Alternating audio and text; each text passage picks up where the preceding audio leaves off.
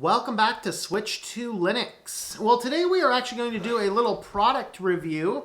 And so what I have here is a Wi-Fi extender. This was sent to me. This is not a paid review. They're not paying me, but they did send me the product to look at. Now, I do not review any product that somebody wants to send to me. I tried lipstick once. It just went bad. No, I didn't. But what I look at is if somebody wants to send me something that I can actually use, maybe something I've actually researched, I would be glad to look at it, review it, and give you an honest assessment. If this is good, I'm going to call it good. If this sucks, I'm going to say it sucks. So we'll see how it looks at the end of the video. So, first and foremost, what is it? This is a wireless extender. So effectively, it's a small-scale wireless access point. This is from Elegiant, and it is a 300 Mbps Wi-Fi signal expander. It says 4 external antennas, so this is what we got. See if I can get a good view of that there. Okay, so you can buy these on Amazon. I think they're around 25, 30 bucks or so. I'll go ahead and put a link to it in the description down below. Why did I want to get this? When they sent me the email asking if I'd look at it, understand that a wireless extender is something that I've looked at. And I wanted to get a wireless access point. So I run a custom pfSense router, but pfSense is based on FreeBSD, and FreeBSD does horrible support of wireless adapters. So I actually have a wireless card on that, and I use it for a network that you can connect to. You just don't expect a lot of speed. It connects with B, G, and N speeds, so we're talking slow. All right, so what I end up doing, and I did another video to it, I'll link that video down below, is I repurposed my old router to be my wireless access point. Now, it's not as important I have a wireless access point in this place. My old office, I absolutely had to have one. I literally could not get signal from the office into the living room. I just couldn't do it. So I had a wireless access point there. But I also pass over a lot of internet down to the Raspberry Pi, which controls my media on my TV. And so I always am running a line there anyway, and so I said, well, I already have this wireless access point, so let's go ahead and do it. So what we're going to do is we're going to compare how does this function as a wireless access point compared to my existing router, which is a Linksys ES1000 set as a wireless access point, not a router, because pfSense is running the router. So let's go ahead and start by opening this box up and see what we have inside. Okay, so here we are, and I just got to open this guy up. And there's this little piece of tape back there. And so, go ahead and open this up for you. And we have a little happy or not happy thing. I've seen these before. I have another product that I got one of these almost exact cards from. I wonder if they're the same company or something. All right, so here's our device itself. We have the white one here. And so, also inside the box, we have an instruction manual, and we have a card or a little cable. So that's all we have. I'm a little curious about this cable. It looks like it's really cheap quality. It says it's a Cat 5e cable. It feels really cheap quality. I actually had a cheap cable like this before. Despite it was a 5e, I could not actually get very good bandwidth on that cable. I don't know if this is going to be good or not. Now, I'm running Cat 6 down to where I'm going to access this to, so that's okay. This device itself, it looks like we have a power outlet that looks like I can probably take that off. It says open, and there's a tab. So yeah, we can take that off if you have a different power adapter. My guess is they probably have different power adapters depending on which company it is, and they just swap this on, is my guess. We have 4 separate antennae that will go back and forth, or we can kind of walk around like a little robot, I guess. And we have, this is actually key.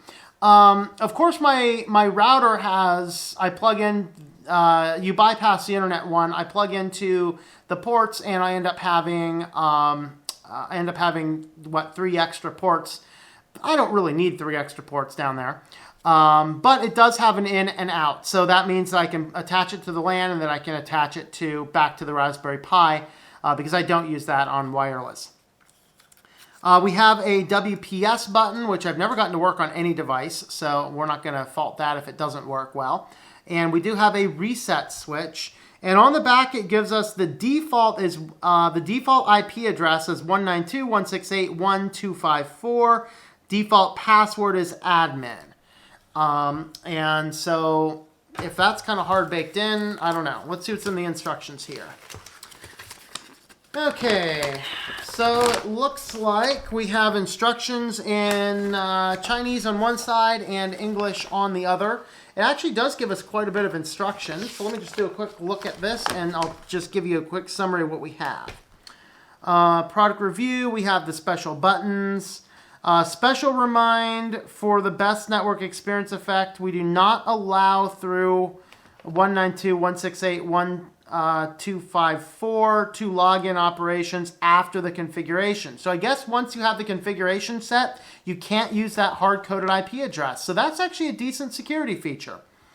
Let's see. Therefore, you don't have to worry about someone to tamper with the product configuration password, but it also means if you want to change the network name or password, you have to reset the product.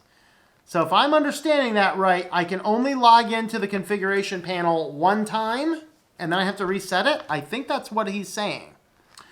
Let's see. There's graphical representation of relay mode, graphical representation of access point mode, and graphical representation of route pattern mode. So I guess you can set it up on a variety of different things. So yeah, they have an official operating guide for relay mode, for AP mode, and for route pattern mode. So that is interesting. Of course, the way I would have it set up for my system is I would use the access point mode because that means that my router is still going to control all of the DHCP server stuff. So we'll kind of see what this guy looks like. And I guess what we're going to do is first I'm going to see how does my other system compare with it. And then we'll go ahead and see what this guy does when we hook it up. All right, so here we are on Linux Mint Cinnamon. I'm going to go ahead and zoom in on this screen up here. So we are actually connected right now to the network that is on the pfSense. And what you will find here, if I click my settings, is notice that we are at 54 Mbps, which is fairly low. All right, I'm going to go ahead and run a speed test and see how this pans out.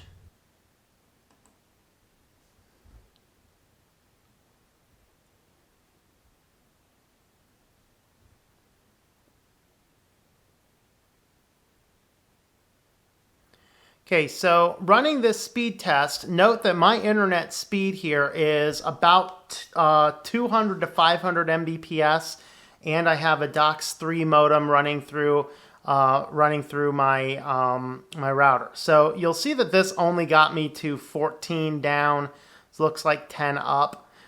This is a function of actually how bad pfSense will actually manage wireless routers, and why most people are actually going to want a internet connection that is and a wireless access point. I'm going to go ahead and switch networks now, and we're going to go to my current wireless access point, which is the ES.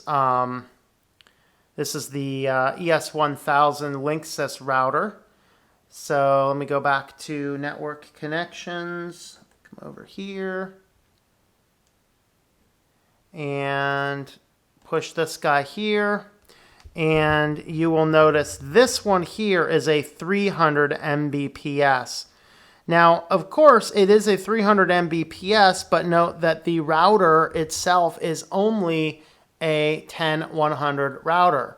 So am I actually going to get higher speeds or not? I don't know. We're going to go ahead and see. Let's go ahead and rerun our score.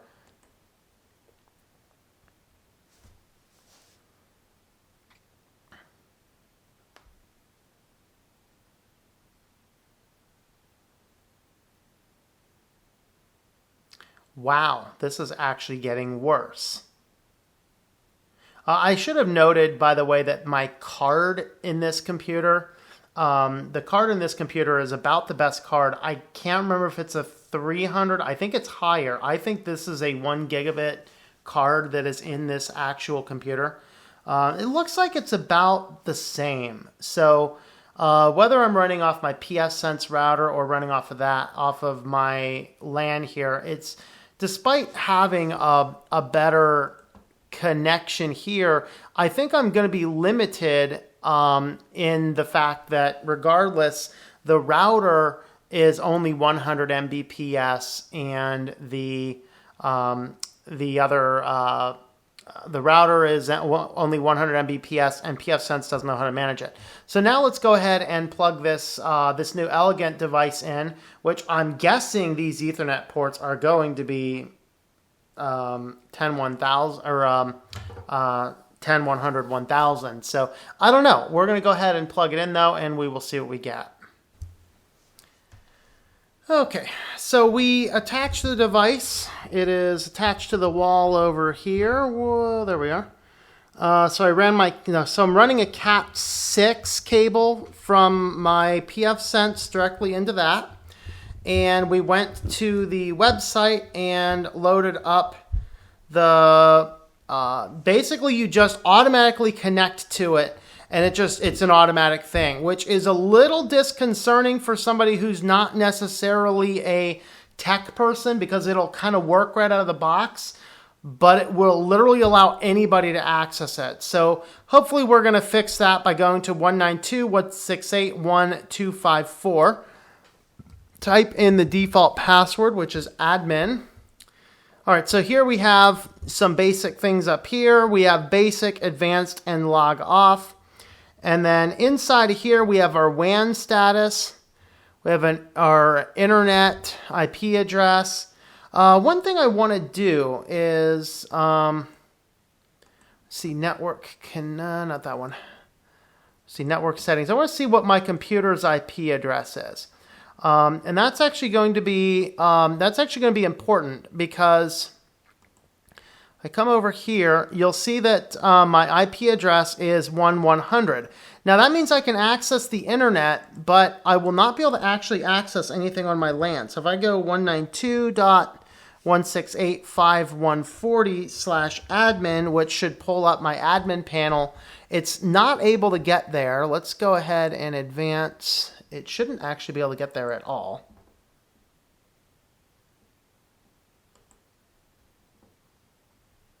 So error page not found, okay?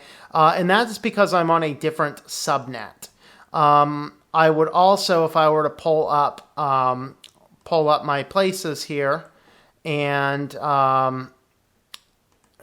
got to pull up the folder there. And if I go to my network, I see my Open Media Vault. I see everything that's on the network because this is connecting through, but I will not be able to actually access anything on these because I'm on a different subnet. And it'd be the same thing. There's actually shared folders on my Windows 7 computer, which is turned on. I don't think you can see that because I'm not zoomed out. Notice that it's unable to mount anything. And the reason is I'm on a different subnet. Now, I'm on an unusual subnet in my office, and the reason is when I'm using a VPN to access my network settings here, I can't have a common one, and the common ones are 0 and 1. So I chose 5 as my subnet. So I'm hoping that this thing will not interfere with that, because if I cannot get this to work on my subnet, it's a no deal for me, because I have to be able to access everything else. All right, so we have the advanced up here. Let me do that, and we'll go ahead and zoom back in on this. And you can see in the advanced, we have internet, we have WAN settings. So we have dynamic. Nope, I don't want to change anything. I don't want to change anything. All right, we have MAC settings. We have LAN. And we have DHCP server. Now, in theory, I'm going to have to turn off the DHCP server. But if I do that right now, if I do that right now, it's probably going to kick me off of the entire thing, and that would not be cool. But I don't want this managing anything DHCP. I want this only as an access point. All right, we have wireless where you can set up the IDs. I can broadcast it or not broadcast it. I can encrypt it. Out of the box, there is no encryption in here at all, and that's a little kind of scary. Signal high, middle, and low. And let's see, WPS, you can enable it or disable it. There's a pin. It's under the advanced key over here. Block certain things.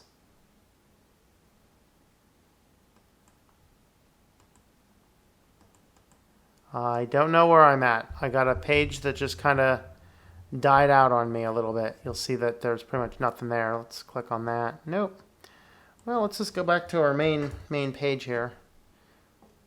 Hopefully I can get back to it. So apparently some of those are not doing so good. Here's your wireless. Again, I can change my SSID. I can change my channel. I can change the security type. And this is out of the box. It's shipping open. That's a little on the scary side. All right, so we're going to actually walk through the wizard, and we're going to see what we can do. Now, in this system here, there's gateway, there's wireless access mode, there's wireless repeater mode.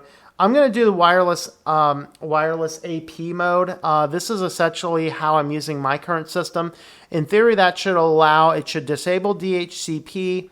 It should enable us to create the network that we want. It's going to be anything that we pass through is going to also work on the network, which I'll be able to test that out. There's also wireless repeater mode. I don't remember what wireless repeater mode is, but I'm pretty sure that wireless access mode is what I'm going to deal with, so I guess my review is going to focus on that. All right, so here, what is the SSID? We're going to go ahead and type that in. We have one option.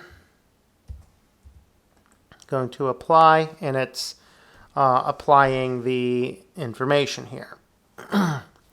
In theory, it should be kicking it out. It should be resetting.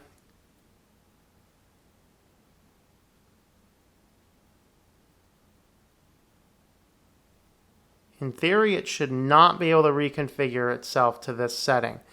But what I'll see is... So it's not getting there, it's not connected. So now we're going to come down into here,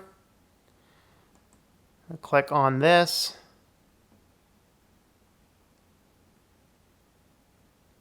We are now connected to the network. Okay, so now that we're connected to the network, let's go ahead and have a look at the settings. I'm still at 300. Now it gives me an IP address of 501, which means now I should be able to pull this up, access my network shares. Let's go into network.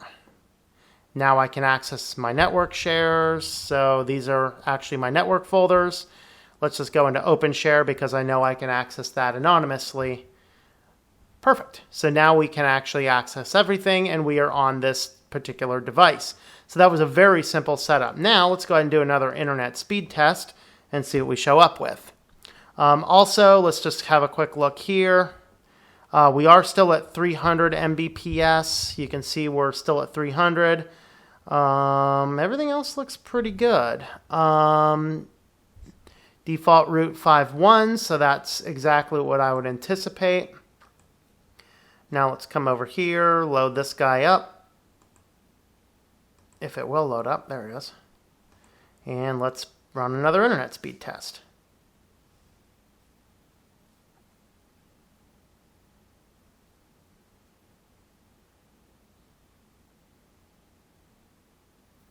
So, okay, it's pushing quite a bit higher.